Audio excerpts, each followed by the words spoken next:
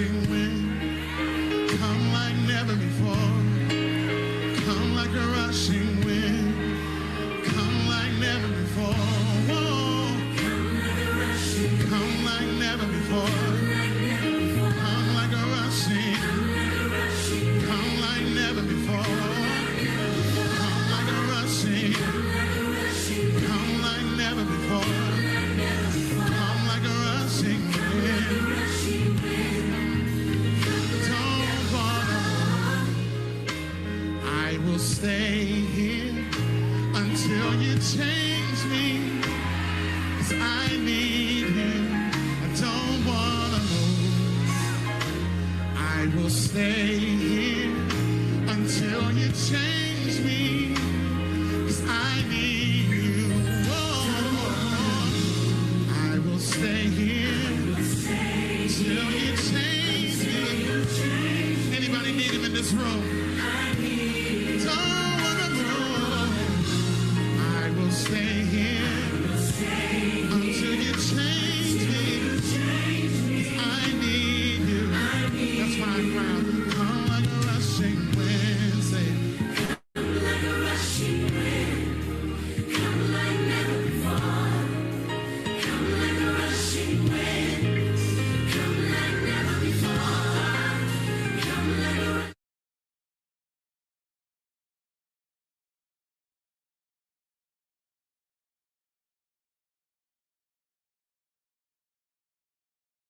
think you're mute. Oh, there we go. There we go. Good morning, good afternoon, good evening, wherever you are. You are all welcome to our program today, Transformations Talk, where we motivate each other, we encourage each other, and we just share our ideas and share our stories so we can all learn from it. So today is Thursday, April 3rd, 2025. And this month actually is Financial Literacy month of April. So we've dedicated this month to learn more about our finances, to improve on our financial well-being and learn new ways to stabilize our finances and also grow what we already have. So today we do have a special guest with us that I would like to introduce. But before that, I want to say thank you to all my team members for making this program possible. I also want to thank all of you that joined us last week. We had a great time, and I had a lot of calls about funding options. So today is mainly a continuation of what we did last week, more options when it comes to getting funding and starting growing our businesses. So just pay attention. If you're on YouTube, if you have questions, just type up your questions and we'll read through it later. If you're on Zoom, please mute yourself until the end. And if you have questions, you can also put it in the chat. But I pray and hope that we'll all learn something from today's program. I know we just finished the first quarter of 2025. I can't even believe it. But I hope that all our New Year resolutions have started showing, results. So you should have accomplished at least 25% of your New Year resolution because we're in the first quarter. We still have 3 quarters to go. If not, it's not too late to start. If financial freedom is one of your 2025 goals or things that you would like to accomplish, please listen to the whole month of education because every week we'll have somebody else talking to us in reference to our finances because it's very, very important that we are financially fit, financially stable, so we can fulfill our purpose on this earth. I know sometimes people say money is not everything, but if you have money, you can do a lot of things. Even if you are sick, money can get you health. Yes, it can save you, but you can receive better care, be able to afford your medicines. If you have good health, you're able to do more. So I pray that as we go through this evening program, we'll all learn something from it and we'll be able to also share with other people that weren't able to join us today. The videos on YouTube and also on my website, which is www.dreugeniacardinal.net or Dr. Eugenia Cardinal on YouTube, Facebook, Instagram. You'll find me there.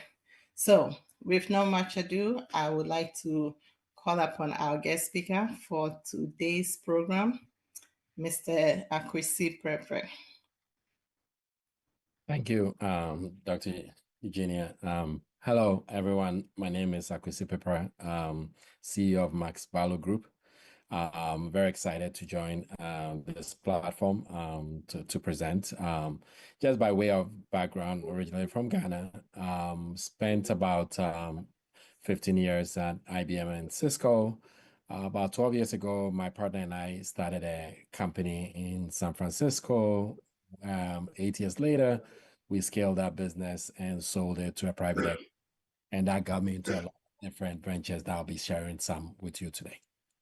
So with that, I'm going to go ahead and share my screen.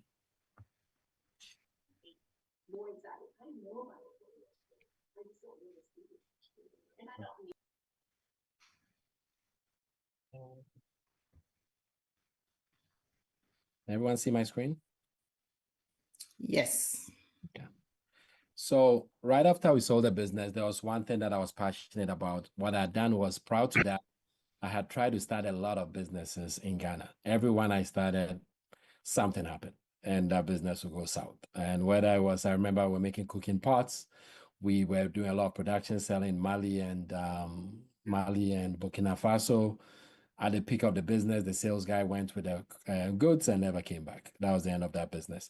Then we had, at some point, we're doing a lot of system integration, installing security cameras at the airports, the hotels. We actually did the old Ghana airport and and a lot of these projects, but all of it went down to chasing money, payments, and it was always frustrating. And that's why I think about 12 years ago, I decided, you know what, maybe I'll just try something here. And that's what took me to San Francisco. We built a software from scratch, an Indian guy and I, and basically got the likes of Amazon, Facebook, Google, all these guys as customers.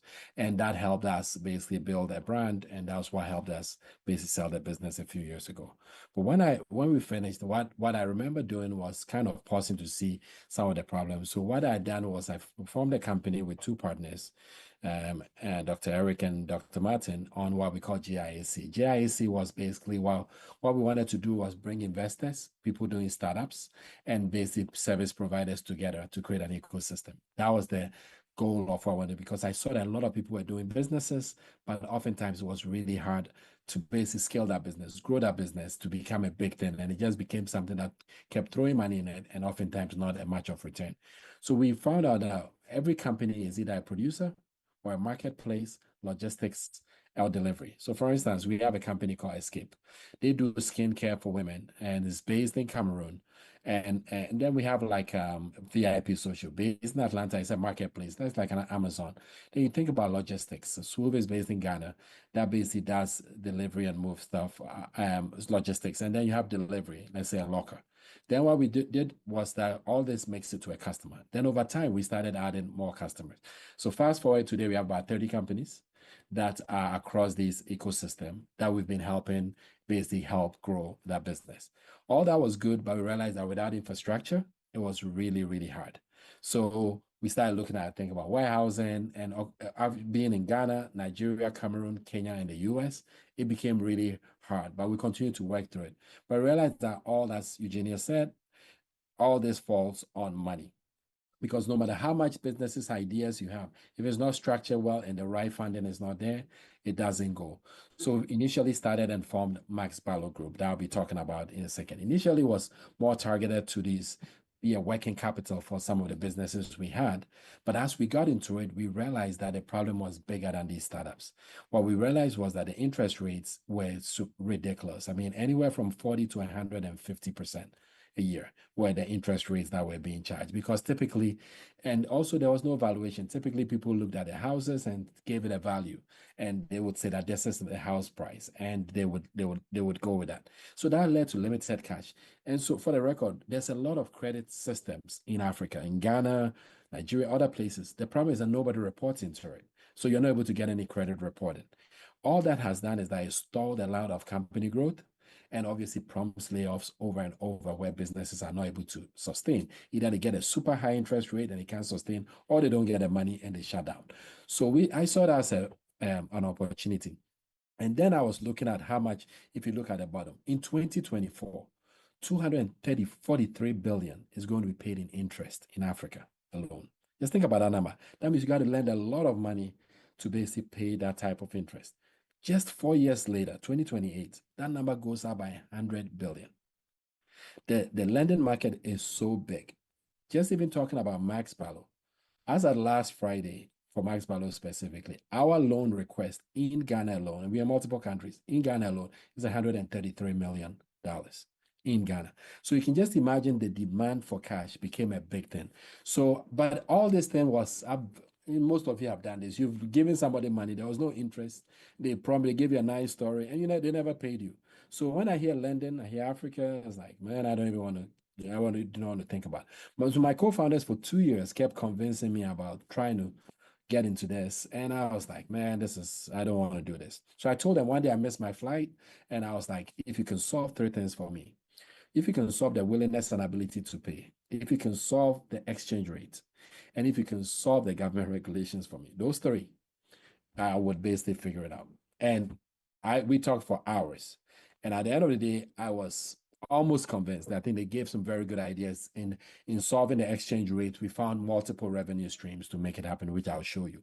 To solve the government regulations, we had to be in multiple countries so that we're not dependent on one country. To solve the willingness and ability to pay, we went into collateral. What we realized was that if I have something worth more than what the person have of me, they will come back. And that's what we've done as a business. So that led us to forming Max Barlow Group. So Max Barlow's group, our plan is, how do we lend $1 billion every month in 30 African countries and force interest rates to 10 to 25%? Because we believe if we come even close to this, we will change the continent. And that was the mission that we started as an organization. So fast forward, we started off, even after that long call, like, oh, let's start with $1,000. 1,000 became 10,000, next 10. By October 2023, we're doing about 100,000. By October 2024, we're doing $1 million. Today, we're doing about 3.5 million plus. And so that what we've seen is that we found a way to basically go very fast to do it. We lend in Ghana, we are in Ghana and Cameroon currently. We are in talks to enter Zambia, Kenya, and Nigeria, and then looking at expanding beyond that. In Ghana, we obviously spend, we have 3 categories. We either lend to businesses. Oftentimes, people have imported goods, businesses need money. We also lend to financial institutions, microcredits, microfinances, small banks, and cooperatives take money for at a lower interest rate, and we cap how much they can lend the money.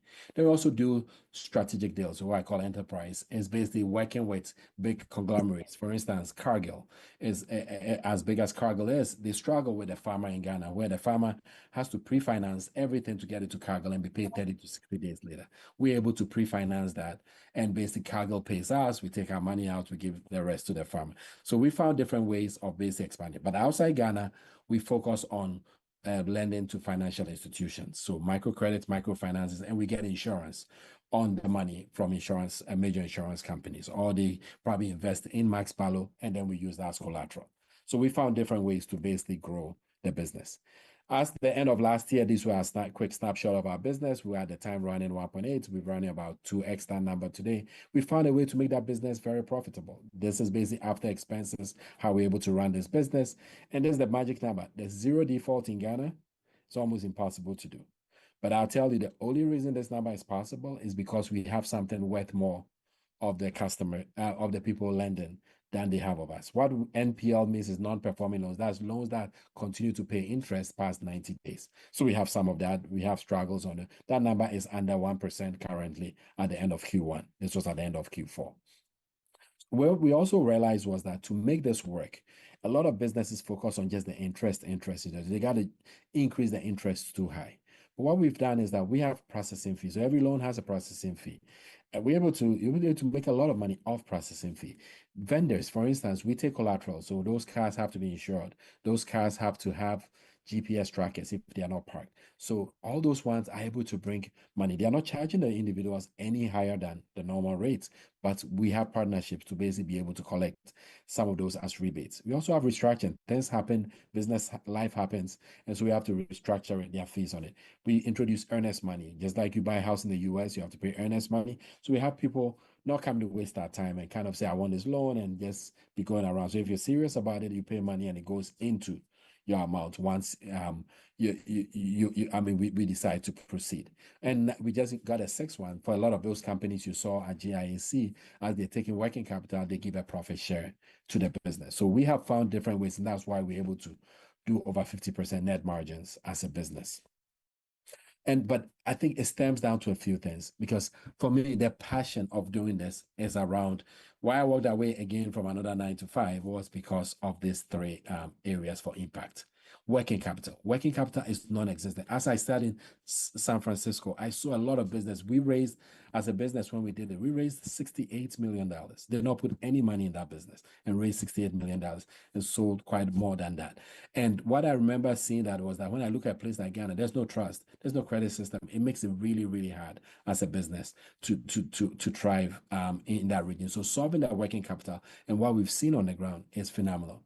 Also creating entrepreneurs where people are able to start businesses and basically thrive around it has been phenomenal. For instance, in Ghana, there's a gentleman in Kaswa currently who is one of what we call a reseller.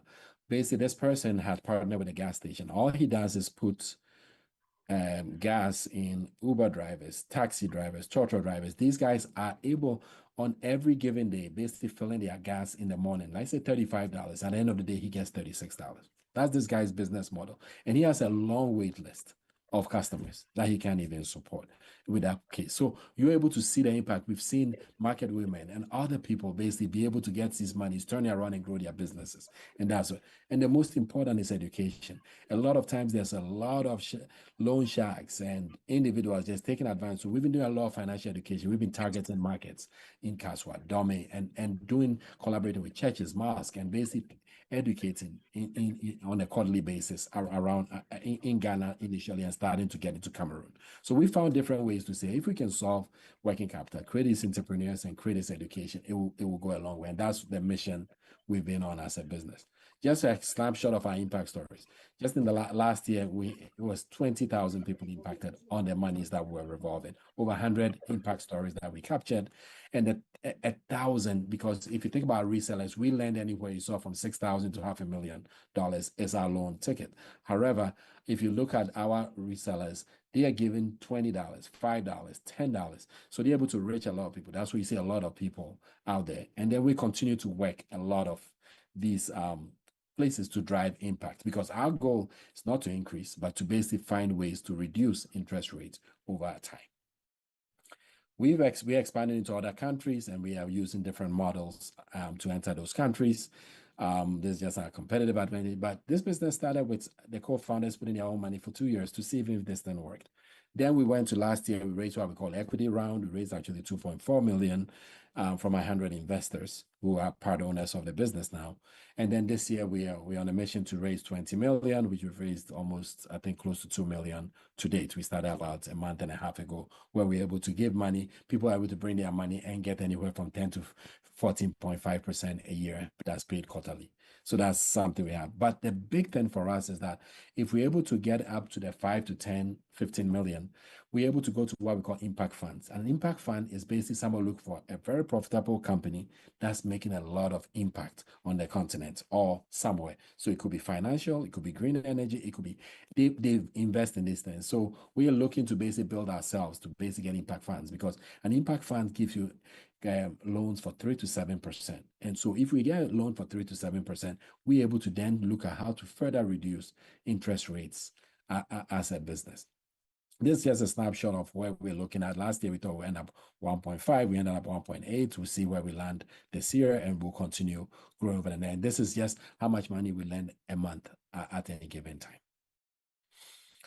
And I think to make it work, you have to have an all-star team. So I've been privileged to have a very diverse all-star team that basically runs this business, and this makes it very well. I mean, these are people from different parts of the world, but have been able to basically drive this business, and even on top of that, have built a strong advisory team. And the reason I kind of stress that is that what I realize that it takes a village to make these things work. Oftentimes, the one-man business is really, really hard to survive in. And so looking for those partnerships, and for instance, we are focusing on the lending and looking at partners to do a lot of different things around that. We've seen that go a long way. So we've been very, very fortunate as a business to continue to look at how we lend, and also continue to look at individuals who are putting money in us and actually making 10 to 14%. So basically creating that ecosystem that has thrived the business significantly. We are very on a big mission to make that 1 billion possible. And it takes basically some of these forums to hear these things, because whether you would refer a customer or you become a customer, or whether you put some money in it to basically get some returns, there's room for everyone to basically participate, because I mean, you saw the numbers. 5 billion. That's how much interest is going to be paid. You need a lot of people to make it work. And that's why we're creating a movement to make it work. But I think this is something that we see as a great opportunity for everybody, whether we've seen people getting opportunities every single day in Ghana, Cameroon, and we're starting to see the demand build up in these countries we're going into. So I wanted to just flash that for a second instead of kind of spending time going to the slides. I just wanted to flash that and kind of give you guys a high level of it. But Max Barlow is on this mission, and we know that we can help transform, and finances is a critical piece. And we hope that we can find ways to help partner in different ways to basically make this dream come real. So with that, I'm just going to pause there for a second to see if there are any questions for me.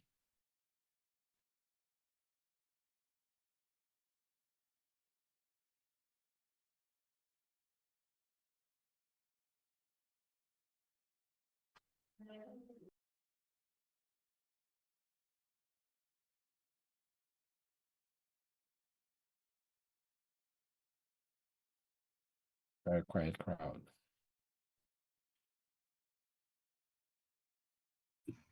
If you have a question, you can unmute yourself and ask, or you can type it in a chat box and we'll read it.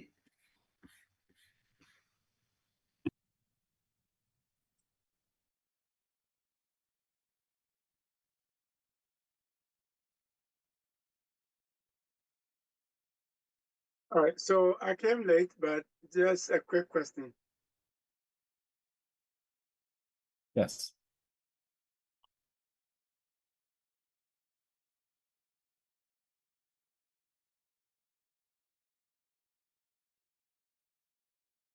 I lost you. Are you asking a question?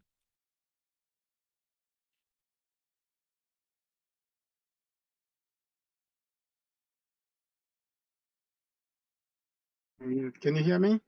Now I can. Okay. I said I joined in a few minutes late. So is this a lending company only in Ghana, or I know you have partners in the US. Do you lend for businesses in the US too? No, so we do not lend in the US because there's a very high bar for the US business. So we are SEC regulated. We can lend outside the US, but we only take investments in the US, but we lend to individuals in the US doing business in Africa. We do that. But in terms of the purpose of the money often has to be outside the US. Otherwise, you need a different license for that. So then can you explain what you mean by you do the investment in the US, but you lend in Africa? Yeah. So the business is a US company, right? So it's a company registered as a Delaware registered company, regulated by the SEC. So the SEC has two tiers. So they either have basically that we are able to raise money here in the US, Europe, Asia, but the money to basically lend money in the US is a different tier. That's where you deal with a lot of the mortgage companies, the Chase, all those guys have that type of license. So there's a much, much higher distance. So we opted to basically looking at solving the issues in Africa. And that's why we put that energy of not going for that extra tier of license to lend in the US and focus outside the US. All Okay, so then if the question has been answered already, I'm sorry, but I'm trying to make sure. Yes. If I'm living in the US and I have a business in, say, Ghana, which you do lend money, is the money being lent in dollars equivalent at that time, and is the interest rate being paid in dollars back or in Ghana cedis? The money, the money is lent in cities and paid in, because the Ghana government does not allow us to lend with dollars. And I know some people go out under the covers and do pegging, but we lend in cities. And then the payment is being made back in cities. Yes. All right. So what is your current interest rate in Ghana? We would, depending on it, if we are reselling it, it's 2.5% a month.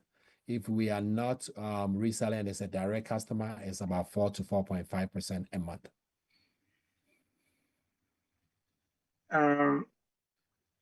What is the difference? I'm not a yes, no, what I'm saying, I'm not an accounting person, so I just want to make sure I understand. So if you are borrowing it to do business, it's about 4 to 4.5%. Okay. You are borrowing it because you are microfinance and microcredit, maybe small bank or cooperative. We give it to you at 2.5% and cap you on how much, because they are going to be lending the money. So we do wholesaling of money and we do retailing of money. So we wholesale money to a lot of the financial institutions in Ghana today. Do you lend with a percentage to the collateral, or how much collateral the person brings? I mean, what is that percentage? Where do you peg it? Like, I'm just going to throw a number there. I'm coming to borrow 200,000 Ghana cedis. Yes. And I'm going to use my house as a collateral, which is worth 200,000 or maybe 300,000. What has to be the worth of the collateral to secure what percentage of loan? Okay. Before I answer that, I'm going to talk about what we take and what we don't take currently. We do not take houses, we don't take lands, because there's a lot of litigation on those ones currently. So we would take, typically we do cash. People can use their dollar accounts. People can invest in Max Barlow and use it as collateral. People use cars. So typically we have cars. So if you talk about cash, it is 1-to-1. If you're borrowing 200,000, you've made investment of 200,000 in Max Barlow, that's just a wash. So that is not the same. We see that a lot. People don't think it happens, but it happens. Most people will bring cars. So if you talk about 200,000 cedis, then your car has to be worth, depending on your risk level, is either going to be 350,000, that's 1.5x, or 2x. And so we will look at that range. And so those cars, for instance, are all transferred into Max Barlow's name, first of all. Secondly, in some cars, there's a combination of park and basically tracking. And so those cars are owned by us. And when they finish paying, then they basically get that ownership back. So you have to transfer the vehicle into your name before Yes. you give the... It takes us 45 minutes to do that. Gotcha. Okay. All right. Thank you. You're welcome.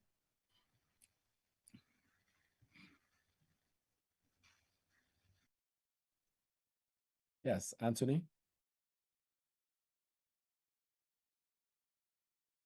Yeah, so thank you. I came in late, so I missed 20 minutes of the presentation. Maybe 10 or 15. Let me see. I think I don't know if I heard you right, that you have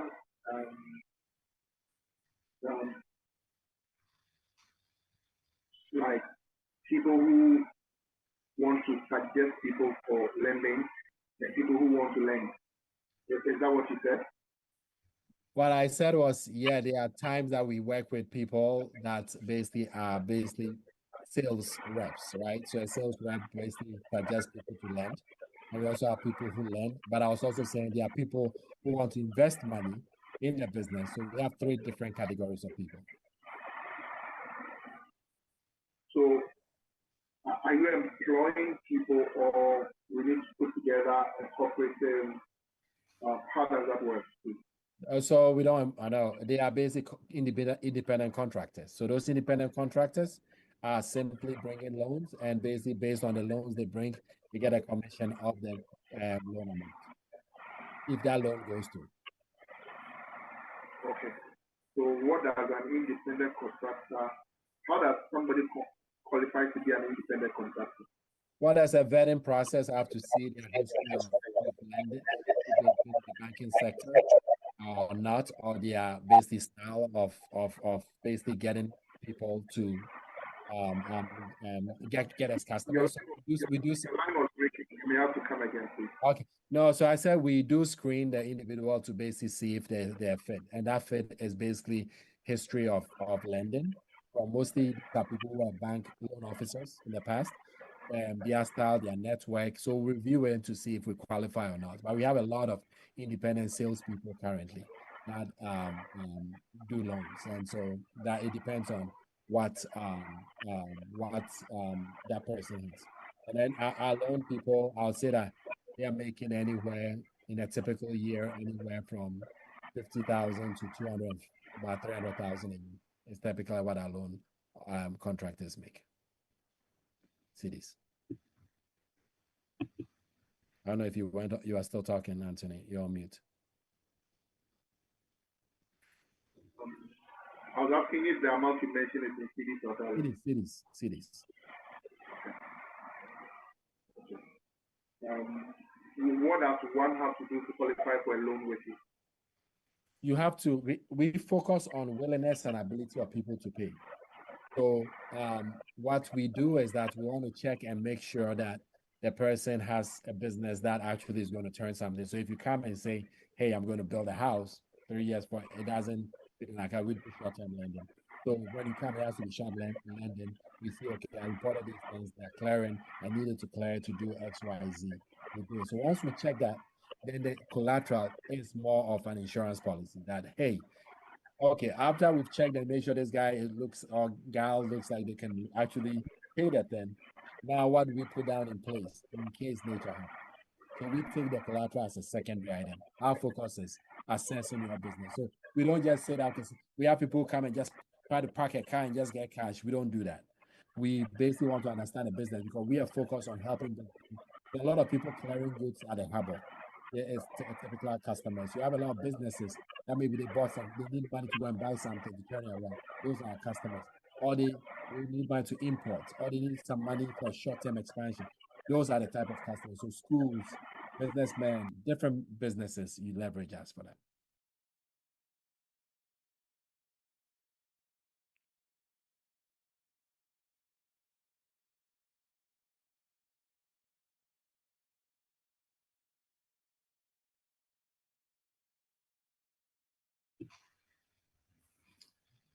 Sorry, you have to mute yourself. Actually, you're on mute if you are talking. Okay. So there's a business in Ghana that is thriving now that is the work and pay. We call it work and pay. People get vehicles, they work with the vehicles and they pay back.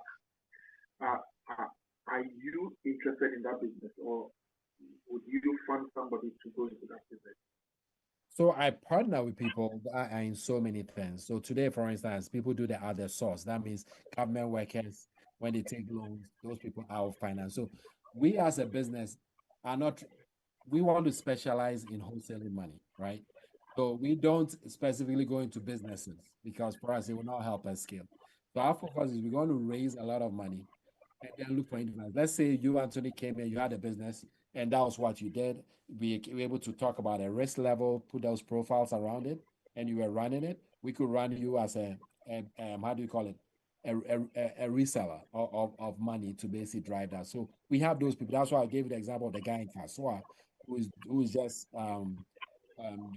putting gas in taxi and Ubers and truck drivers. So that's all he does. So people have come to us with business and you saw my battle about entrepreneurship. So we look for those things, but we have to talk through the risk. So because for our investors, they want to make sure the risk is managed. Okay, thank you.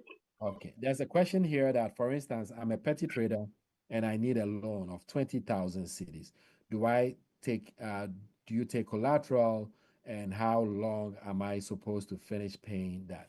So very good question. So the minimum we actually give is 100,000 cities to about 5 million cities. And so typically the people that we give the money to, they are actually what we call the resellers. These are microcredits, microfinances. Those people are doing 5,000, 10,000, 20,000. So those individuals typically are ones that would go. So we're able to reach people that way. And we have some of these resellers that we are able to point people to if they come and they have an amount that's lower. Those guys, they often, the trading, they would look at your stock in your store as the collateral, and that's what they typically would do to basically collateralize it. So let's say you sell cloth, and they come to your place and say, okay, you have about 20 cloths here. The value of it is this. You want 20,000, it's about 35,000. So they basically they literally, that's the collateral. So in the event of no payment, they will do. I typically see them do 3 months, 2 months. And I barely see 6 months in that space. I see about 2 to 3 months typically, but they can do longer too.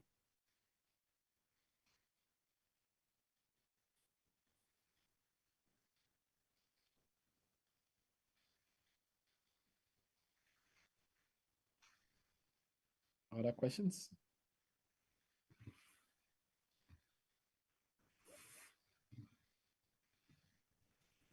Okay. If nobody have a question, I have a question. Oh. Now this you said 2 months or 3 months. Is this for the 100,000 cities? No, this is for the 20,000. We do our 1 to 6 months. For the 100,000 to the 5 million, it's typically 1 to 6 months. If it's a direct, that's a business needs the money, yes. But for financial institutions, we give them the money for 1 to 1.5 years. Okay, thank you. So if somebody want to lend money from any of the microfinance companies, how can they get in touch with them? Or do you have a list of names that they can reach out to?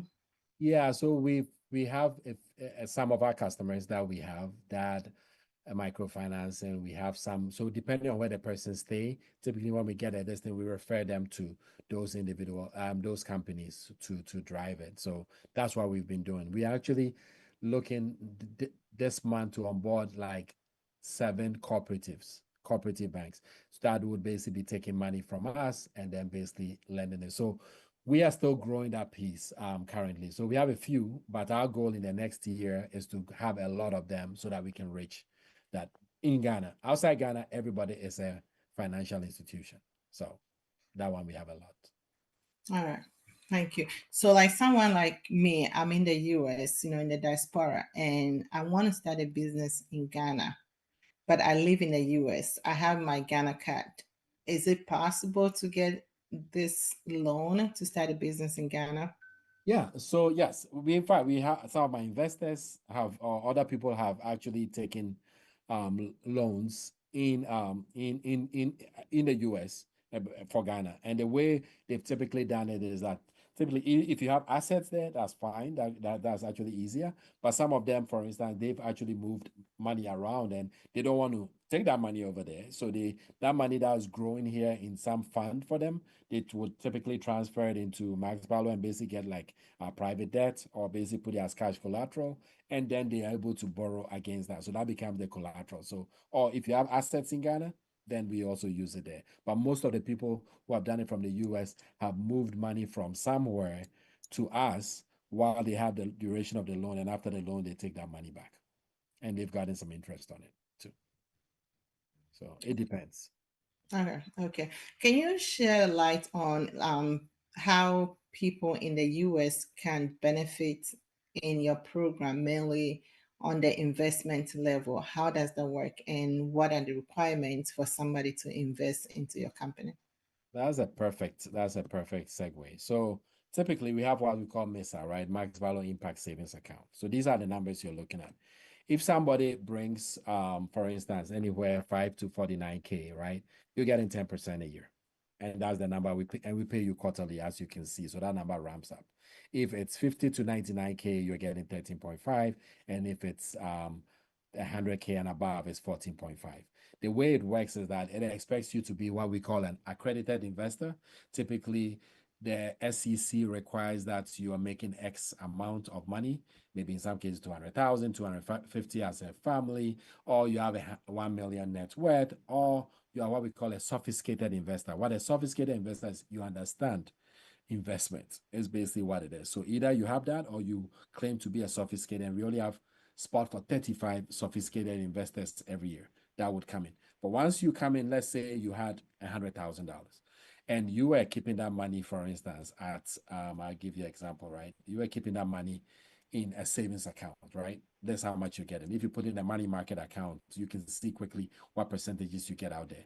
Well, by bringing it into Max Valor, we every month we have a cohort. Then you're putting it in for, you put it in, it basically says 3 years. However, after 1 year, you can take your money anytime, and with just a 45-day notice with no penalty. However, we want to just get a minimum of 1 year commitment from you. That money is used to turn around and basically return money for you. That's how we're able to give you these returns, because you saw us getting over 50% of profit, and that's why we're able to give these numbers. And right now, the return for these things, especially if you look at our stock market right now, is one of the best returns that we are seeing in the market. So we have individuals who want to grow their money, and this is a source that they've grown their money, and we continue to receive these monies and grow it exponentially for people.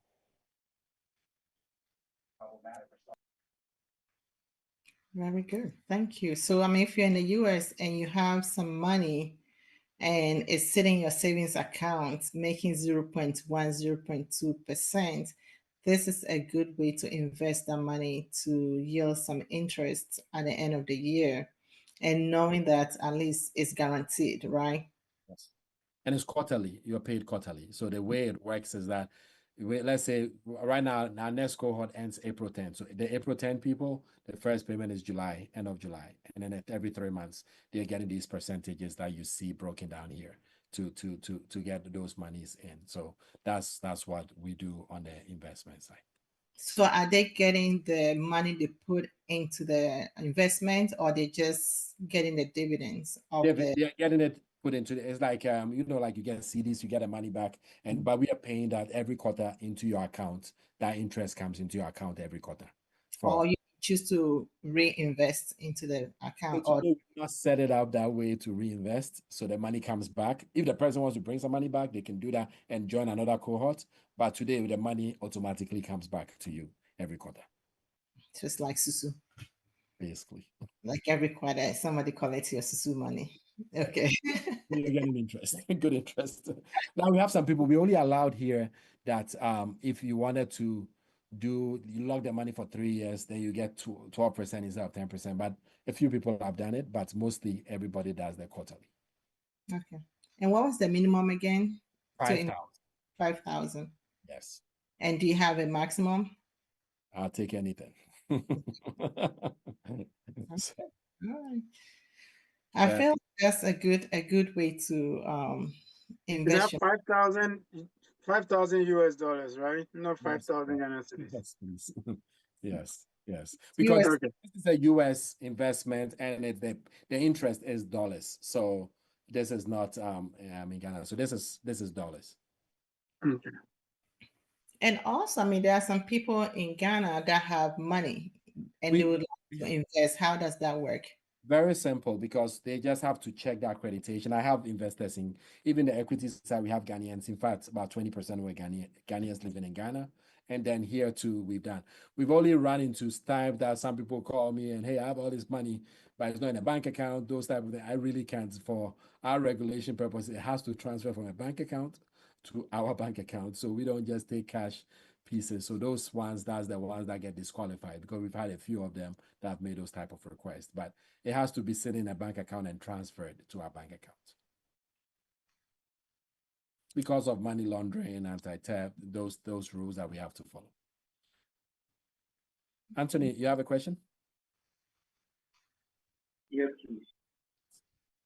So I am privy to two investments that some people want to make in my area of which where I have my church. One person wants to start a gas filling station, and somebody wants to buy a hotel that a five-star hotel in the community that the owner wants to sell. If these people want financing, can they come to you? Yeah, so it would depend if it's a short term or long term. So when I hear hotel, it sounds long term to me. So if they can't, somebody like that, I would say that the banks take, by the way, the banks take 6 to 9 months to basically sometimes give the money. And that's where you'd have to go, because the banks would take a long term, 5 year, 10 year, those type of long loans. Yes, the interests are lower, but it takes forever to get the money.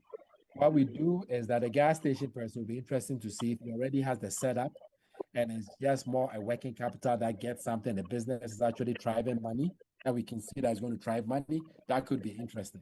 But the hotel, without knowing the details, the hotel will sound like a long term to me. So it will not probably qualify for a 6 month facility. But a gas station, depending on the status of it, could be interesting. And to be fair, right? If somebody's coming in, it has to be. It's not just something that's starting from scratch. It may or may not happen. We have to manage the risk. So it's something maybe they've run a few gas stations, they're expanding into this one, and they basically need this one, and it's going to turn these things. They have this additional revenue stream, they have this collateral. We do that all the time. So it depends, it's case by case. But I just high level, I can see maybe the gas station being considered, and I can see the hotel referred to a bank. Okay. Thank you. So somebody have sent me a question. So they bought a hotel, is not in operation right now, but the value of the hotel is, let's say, 6 million, and they need about 1 million to fix that place up, bring it up to par and start operating. Would you use the hotel as a collateral and give them the loan to finish fixing up the hotel? Today, the answer is no, but tomorrow it could be yes. And let me explain that. So today we don't take cash and landed property. Landed property and houses, obviously, is part of it. So what we've done is that we are in talks with insurance companies. There's something called credit guarantee or credit bond. And so what it does is that we will go to, let's say, a Glyco or Provident Insurance. So what Provident will do is that we say that Eugenia wants to get this 1 million cedis. And so, or $1 million, whatever it is, 1 million cedis, and their value of this thing is 6 million. So what the insurance company will do is value it and basically let them pay a premium. And in that case, the insurance company will guarantee that if they don't pay, they will pay us as Max Barlow. And what insurance companies do, puts a lien on their property. So in the event of lack of payment, the insurance company can liquidate it. So the insurance companies do that. So what we are doing is we are starting to partner with insurance companies for deals like that. And so, yes, that is possible, but we are finalizing that paperwork as we speak. Our goal is to try to finalize by the end of this month. Okay. All right. Thank you very much. Any more questions? Yes, I think Anthony raised his hand again. So I think, Anthony, was it your hand or so from previous? Yes. I just need advice for a friend. Okay. I convinced a friend to go into to get into real estate in my place. He's gotten land of about 30 acres. Okay. To start where do you think he'll get financing? Because I believe that will not catch your eye for now. Yeah, so a lot of real estate and we talk to them all the time, right? We do, if we finance is a small piece of it. Typically for those type of amounts, it's what a lot of people have done is they've gotten pre-financing from people that they are trying to build a land for a certain portion. And then they've augmented it a little bit with loans and then finish it out with the banks, obviously. So it's basically pre-financing of people wanting the houses, coupled with that. If they're just building it from scratch for themselves, that's often hard to do because the banks, have been trapped with so many houses right now that they would not approve it. So that's going to be a hard one to sell. I think the best route would be if they are trying to build it to sell, that they get the people that pay X percentage up front, and then they can use the bank to cover some of the rest, and the people pay at the end. In their situation, they are preparing for rain. We've gotten a couple of people who come because of the university that is coming up in the community. Okay. So some of the lecturers and people who are being recruited to come to the place want to either buy or rent. Okay. So and that university will start in the next year, January. Okay. So the idea was to start something for people to start going into it, then you expand. That was the plan. Okay.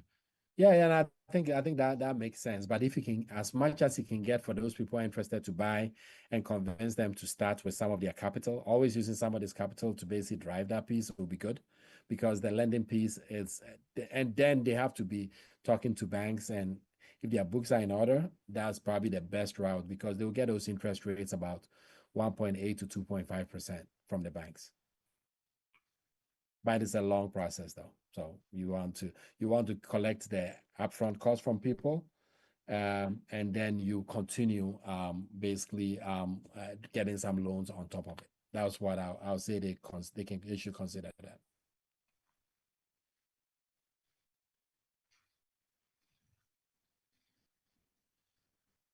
Thank you.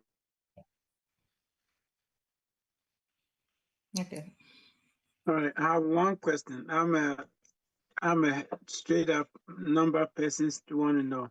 Yeah. Let's say I put in $10,000. Yes. Right, and in 3 months I'm getting my money back.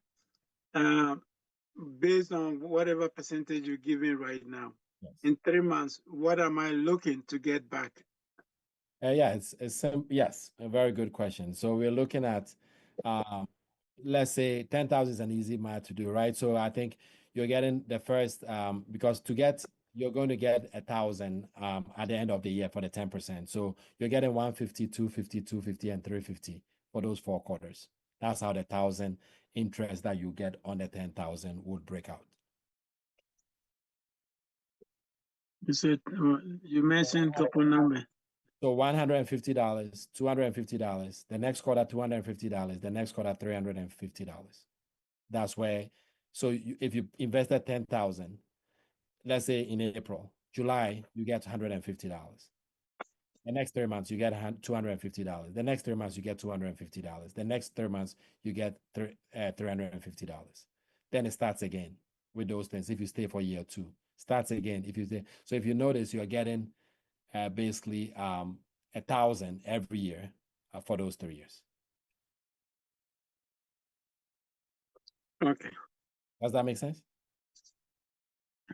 Yeah. So meaning I give you 10,000 today, and I don't come back to take anything. I'm just I know you say you give the money back, but I don't come back to take anything for, maybe I invested for 3 years straight. Yes. You said that one is 12%. So with that, I'm looking at get 3 years. I want to take my money back from that 10,000. What am I looking at? At 13,000? No, you're looking at look at 13,600. 13,000 is the quarterly. This is the quarterly one. This is the 10%. Okay. So it's 13,600 for the other one. But if you're getting the quarterly, then at the end of the year, if you look at it, it would have given you 3,000 back. You're getting back your 1,000, so you're getting your 13,000. You put in 10,000, you're getting 13,000. Is what that is. At the end of the 3 year or at the end of the year? No, at the end of the 3 years, because this money is paid quarterly, right? So we every quarter, we are paying you, is it 150, 250, 250, 350. The next year, 150, 250, 250, 350. That's 1,000. 150, 250, 250, 350. So those monies are coming back into your account every quarter, if you went with this option. Okay. versus this that you kind of just get a bulk amount at the end. Okay. So I have two questions before we end. So the first question is, can, let's say, for instance, churches invest in your program? Let's say church have 100,000 in account and they are hoping to, let's say, build their own church or expand in the next 10 years. Is it safe for them to invest in your program in order to earn that extra interest towards their own building or whatever they want to use the money for, maybe 5, 6, 7 years from now? So to answer the question, yes. And in fact, I don't have a church right now doing it, but I have individuals who are building those condos in Ghana. And instead of going to give the contractor the money, they keep it in our side and grow it so that when it's finished in 18 months, they would have gained interest of those amounts to then pass it on. So that's the beauty of it, because if your money is not really giving you a lot of money, it's just stagnant. And so my advice is that you want the money to work for you. And if it's, let's say, 100,000, that means every year, if it was 100,000, you get $14,500. That's a distance. So 3 years. Let's say they want to do it in 3 years.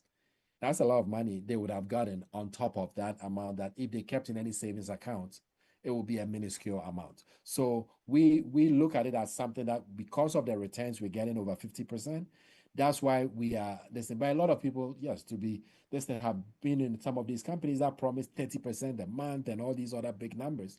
The reality was that there was no math behind it. And there was no way that they were going to. So most of you have heard Peprah, you've heard of Man's Gold, you have a lot of these things. And the problem is that if the math is not behind it, you can't. And that's why for us, we are comfortable because we're making over 50%. And so we giving you 10 to 14.5% it's actually a small number that we can do. That's why we can guarantee those numbers, because anything, if we came to you and said we're going to give you 30%, then that is very risky, or 40%.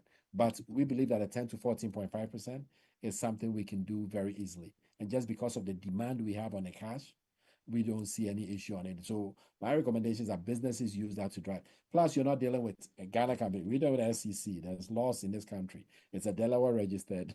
If anything happens, you're basically getting an agreement that basically goes to court. So it basically de-risk it significantly. Okay, I think there's a question here for you. Thank you. How do you get enrolled here if you are interested? Please, very good question. Please email me quasi@maxballo.com or my phone number below here, and I'll also put it on the chat. But I would say that please reach out to me, and to me, so the process is very simple. What I often want to know is what your legal name is, the amount you want to invest, and then your email address. What you get is basically what we call an private data agreements. And so you'll receive something that's going to say that, hey, you invest in, let's say, for April 10th, your payments are in July, this day, October, all the way, it gives you the schedule. You have to put your bank statement in there so that we know where to send the money. And then you basically, once we sign, you sign, then it's basically working on. And after 1 year, at any point you want to take that money out, you basically just give us the 45-day notice and you pull that money out. To pay. So the question about taxes, it depends on you as an individual. We will give you a 1099 at the end of the year. So obviously, because it's a gain, the IRS, unless you have some offsets, would charge some taxes sometimes on you. Just like any CD or anything that we do, anytime there's a gain, the U.S. government wants their piece. So yes, we have to do that. Somebody raise their hand. iPhone. Yes, this is Janice. Now, what is the risk that the people that you're loaning to, they have high aspirations, as we all may have had in the past, and things fall through and they're not able to pay you back? Yes. How does that affect those that have invested the money in the program? And is this program, you're doing this only in Ghana, you say? Ghana and Cameroon currently, and expanding into Nigeria, Zambia, and Kenya. Mm-hmm. Yes. So that's the one to answer the question. That's where we are right now, and our goal is to get to 30 countries over time, but specifically on the risk. So very good question. So what we do is that obviously we have equity investors, we have debt investors. So what we've done is that when somebody gets a business, things don't happen. The things came, they brought fish, and they all spoiled. What do you do? And stuff like so. Oftentimes they lead to what we call restructuring. We restructure the loan. There is fees on it that they pay. It just pays over time, and we find those pieces, so they are paying those pieces. Now, in the event that that person could not do anything, then we have to talk and basically look at how we liquidate those assets. And that's why we take cars, and those cars are owned by us. We don't need that person's permission to basically liquidate it to cover that cost.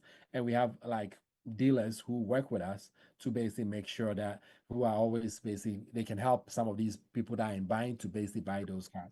So we do that today to make sure that people are covered. And to answer the additional question was, no, we're not FDIC insured because we're not a bank. Specifically, we're just SEC regulated. One other question, this is Janice. When somebody like Eugenia, or maybe somebody listening now, has people that may be able to bring to the table, are you utilizing that venue to generate funds and compensating people? Let's say that I had people that wanted to invest. Mhm. Then would you compensate me for bringing them to the table? I think, yeah. So depending on the amount, right? So I would say that if you are to, let's just say, for instance, with Eugenia's stuff, that we are basically driving 500, 1 million on a round like that. And so in that particular case, we look at that and basically look at it and say that, okay, what can we do? So we've had different arrangements. Sometimes we've increased the interest rates of that person because the person is doing some investment, and then we take it up so that they're getting actually more money. In that way is why we've done it typically. So it's case by case, but we've done some in the past. It's not part of your business model. It is case by case. It is not part of our individual business model short term, but we are open to if somebody has something that makes sense and hey, I'm bringing this audience and it could do these things, we can structure those type of things up front. I'm actually in 2 conversations right now. So almost like a referral bonus? Yeah. Yes. Good. Was there any more questions in the chat that we haven't answered yet? So I think I was going to ask a question, but somebody asked that question. So now you are FCC regulated, but you are not FDIC insured. Yes. So what is the risk that I'm taking, or what is the guarantee that I will not put my money in 401k for 20 years in America in there, and then one day you said we've lent it out and the people didn't pay, so sorry, your money's gone? No, so yes, a very good question. And yes, businesses, things happen. But what I'll tell you is this. What we have built, and obviously it's not something we started yesterday, was basically to build it where if somebody doesn't pay, I actually win in that case. Let me give you an example. Somebody borrowed $100,000 in Ghana, and they have 2 Range Rovers and 2 tipper trucks. So this person decides not to pay, actually make much more money than if the person pays. So in the event of that, and that's why we hold our hard collateral, that in the event of that, we just watch the stuff by basically actually getting the money back.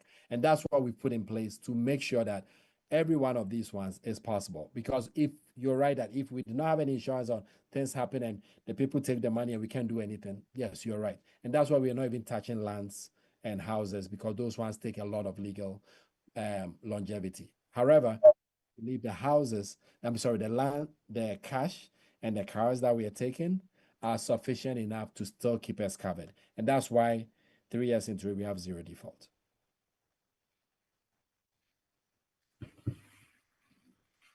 Thank you. Okay. One more last question is, so, I mean, I go to Ghana a lot, and I have a lot of people that just need just a little money to maybe start a small business, maybe just start that watchy selling business, or I mean, they only need like 10,000, 5,000, or could be 100,000, but they don't have any collateral. They don't have anything to bring to the table. How do we help those people? Very good question. So typically, the people who are taking money from me, they are not people. Their customers don't have cash, those things, so they don't do that.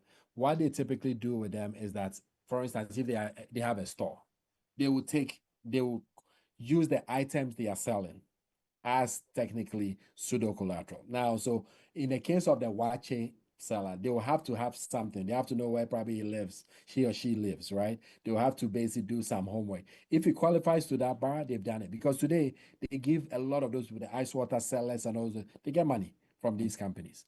And then they find ways to basically still make sure that they know where they live, where their parents live. They do another traditional way of making sure they can drive. Now they charge a little bit more higher interest because they know that some people are not going to pay.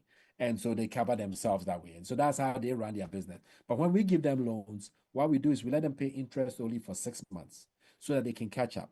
Then if they took a year and a half or 2 years loan, then for the year and a half or 2 years, we amortize the payment for them so that it makes it easy for them, that they are not in duress trying to basically pay us. So that's what we've done, so that we work with, because our goal is that we want this interest rate to come down.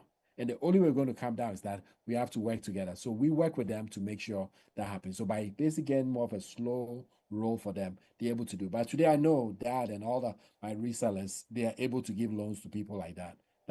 Because we track the impact stories. We interview them, see the stories of what happened to them, and we get it all the time. So that case, how can they get in touch with these people? How can they? Yes. Is there one number, or did they have to reach you for you to contact? So I can, yeah. I mean, for now, I'll say short term, maybe reach me, and then I'll connect you to the Dad or one of our resellers in Ghana for sure, and that we can get that going. And eventually, we will have links to our partners on our website. Okay.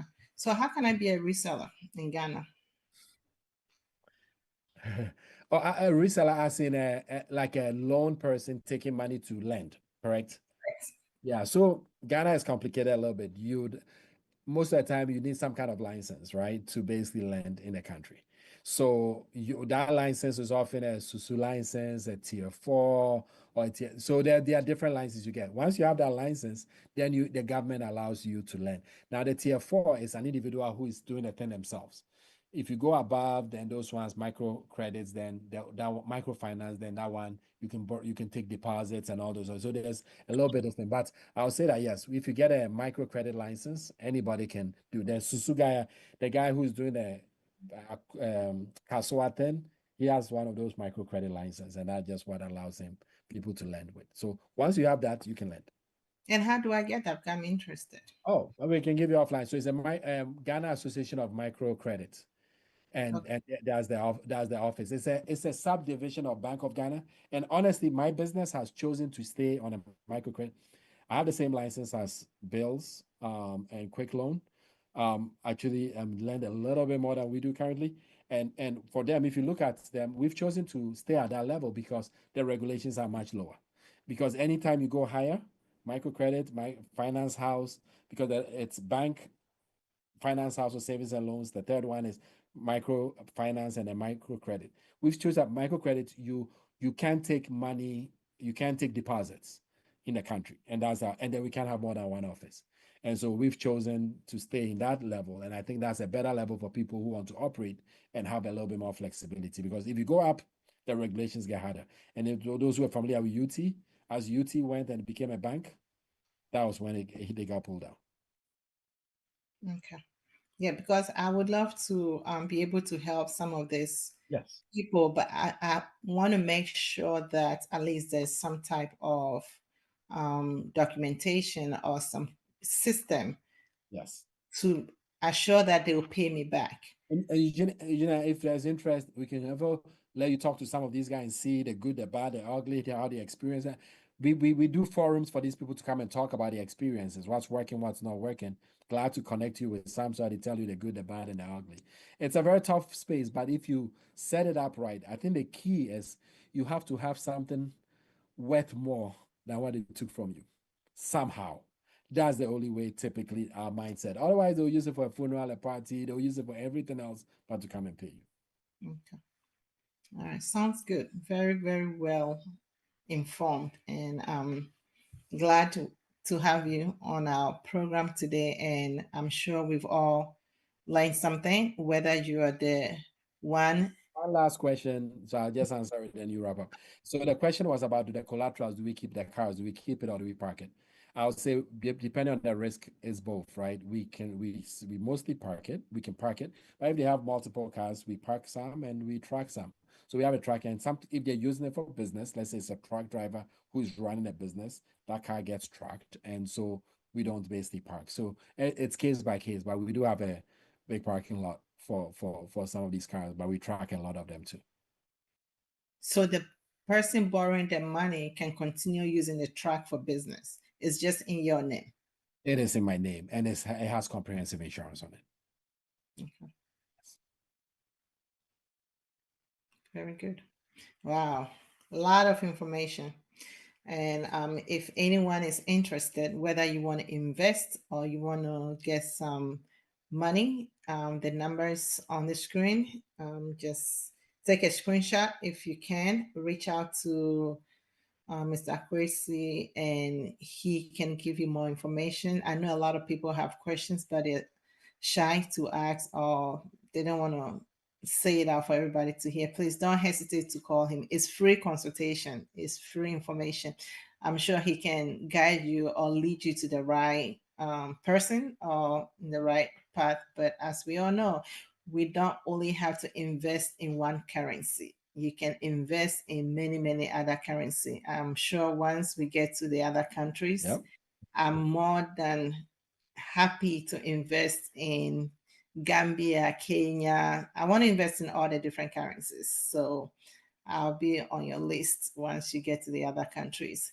And at the end of the day, we have to plan for our future. We have to plan for the next generation and leave a legacy for our children and children's children. So if you have any money sitting there that you don't have a use for, please consider investing it. And this one is guaranteed. And also, if you're in need of money, if you do have a collateral, or even if you don't, I'm sure there's a way to connect you with the right people. Call this number.